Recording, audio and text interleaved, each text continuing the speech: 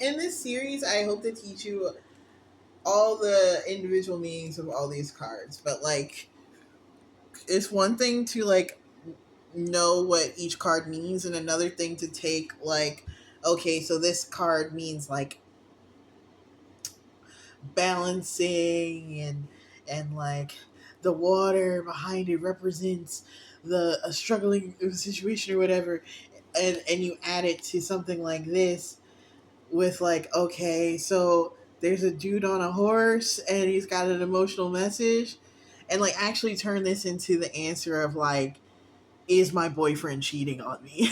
Like, how do we bridge that divide? And it's almost like you're building a story based off of the pictures.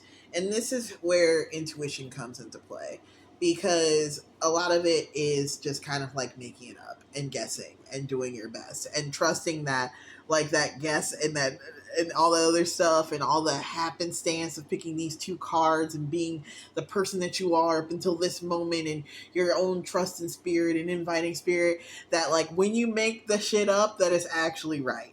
And the miracle of it is that a lot of the times it is right. Right? But like, how do we actually like go through that process of constructing it? So let's take these two for example. The Two of Pentacles and the Knight of Cups. So, and I won't go with the example of, is my boyfriend cheating on me? So the Two of Pentacles represents like maintaining a balance, right? Despite difficult circumstances. And the Knight of Cups, he moves at a steady pace, a pretty normal pace, bringing in an emotional message or a message of love. So, based off of that, that this person's balance in strange circumstances and a message of love is coming through, I would say no, your boyfriend is not cheating on you, right?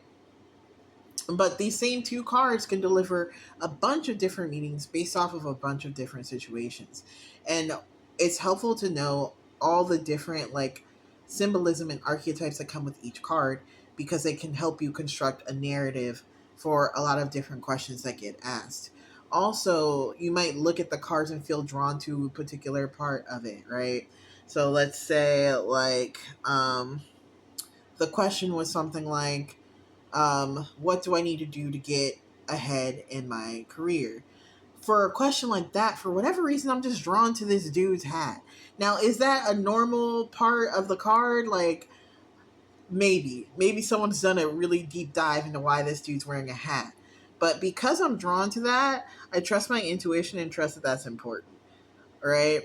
So I'm thinking, right? Like you would give the same thing. Like, of course, at your job, you want to remain balanced, right?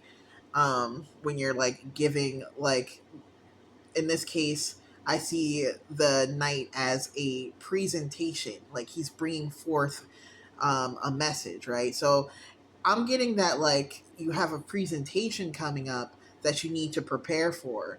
And then when you prepare for the presentation, you want to make sure that you're dressed in a really cool way. Because my eyes are being drawn to his hat too. It's like you might have like a really cool hat that you haven't worn yet. Today is the day, bitch. To bring it out. And so, even though it's the same two cards, there's a lot that can be drawn from it. Like, where should I go on vacation? Maybe go check out the mountains that are near you, or the mountains that are near like some body of water here, or maybe go see like a cabin or a ravine or something like that. What this could indicate, sorry, I ran out of space. What this could indicate is that like she's only appears to be balanced, but in reality she's highly over emotional about the situation. And the Hermit in reverse underneath the Knight of Cups could mean that she's only sharing a little bit about how she feels, right?